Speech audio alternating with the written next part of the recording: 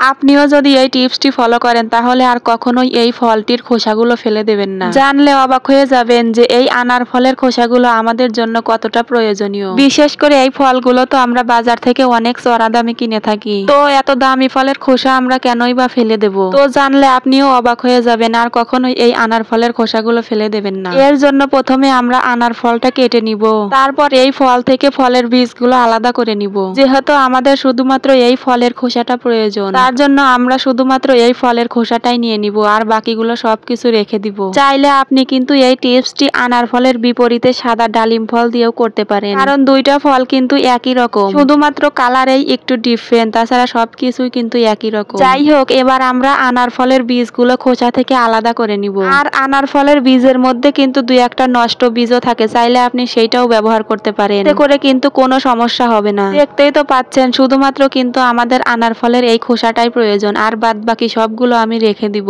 এবার এই আনার ফলের খোসাগুলো আমি একে একে চাকু দিয়ে ছোট ছোট সাইজ করে কেটে নিব। যেহেতু খোসাগুলো সাইজে একটু বড় ছিল, তার জন্য কিন্তু আমি ছোট ছোট করে কেটে নিব। আপনারা চাইলে আপনাদের ইচ্ছা মতো করে নিতে পারেন, এতে করে কিন্তু কোনো সমস্যা হবে না। যাই হোক, খোসাগুলো ছোট ছোট করে কাটা হয়ে গেলে এবার আমি কড়াইতে সামান্য পরিমাণ একটু পানি গরম করতে দিব। যেহেতু আমাদের প্রথমে আনার ফলের খোসাগুলো ভালোভাবে সিদ্ধ করে নিতে হবে। এবার ফুটন্ত গরম পানির মধ্যে আমি আনার ফলের খোসাগুলো দিয়ে দিব। তারপর একটা লেবু কেটে এবার আমি আনার ফলের খোসার মধ্যে লেবুটাও সিদ্ধ করতে দিব। এবার 1 চামচ পরিমাণ খাবার সোডা দিয়ে দিব। খাবার সোডা দেওয়ার সাথে সাথে কিন্তু অনেকটাই ফেনা উঠে উতলে আসবে, এতে করে কিন্তু ভয় পাওয়ার কোনো কারণই নেই। এ পর্যায়ে আমি এখানে সামান্য পরিমাণ একটু টুথপেস্ট দিয়ে দিব। তারপর সামান্য পরিমাণে একটু ভীম সাবান নিয়ে এবার সবজি কাটার দিয়ে ভালোভাবে কেটে দিব। যেহেতু আমার সবগুলো উপকরণ একসাথে সিদ্ধ করা হয়ে গেছে, তার জন্য কিন্তু আমি ভীম সাবানটা ঝুরি ঝুরি করে কেটে দিলাম। এতে করে কিন্তু ভীম সাবান খুব সহজেই গলে যাবে। চাইলে এইখানে আপনারা ভীম সাবানের বিপরীতে গুঁড়া সাবানও অ্যাড করতে পারেন। তো যাই হোক, আমার কিন্তু সবগুলো উপকরণ একসাথে সিদ্ধ করা হয়ে গেছে। এবার একটা ছোট আকারে প্লাস্টিকের বোতল নিয়ে নিব।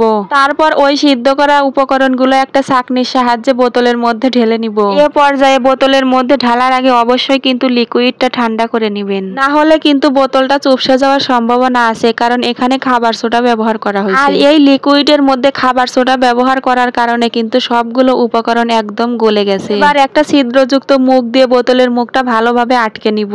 এইবার আমি আপনাদের দেখিয়ে দিব যে এইটা দিয়ে আপনি কি কি কাজ করতে পারবেন। অনেক সময় দেখা যায় যে আমাদের রান্নাঘরের জানালাগুলো একদম তেল চিটচিটে হয়ে যায়, তখন চাইলে আপনি এই লিকুইডটা দিয়ে জানালাগুলো ইজিলি ভাবে পরিষ্কার করতে পারবেন। আবার চাইলে আপনি এই লিকুইডটা হাঁড়ি পাতিল মাজার কাজেও কিন্তু ব্যবহার করতে পারবেন, কারণ দেখতেই তো পাচ্ছেন কত ইজিলি ভাবে হাঁড়ি পাতিল গুলো একদম পরিষ্কার হয়ে যায়, কারণ এখানে কিন্তু অনেকগুলো উপকরণ দিয়ে এই লিকুইডটা বানানো হয়েছে। আর এই লিকুইডের কিন্তু আরেকটা বিশেষত্ব আছে, যদি আপনার বাসায় কালিওয়ালা পাতিল থাকে আপনি কিন্তু সেইটাও পরিষ্কার করতে পারবেন। তো যাই হোক, আজকের মতো এখানেই বিদায় নিলাম। আবার দেখা হবে অন্য কোনো ভিডিওতে। ততক্ষণ আপনারা ভালো থাকুন, সুস্থ থাকুন। আল্লাহ হাফেজ।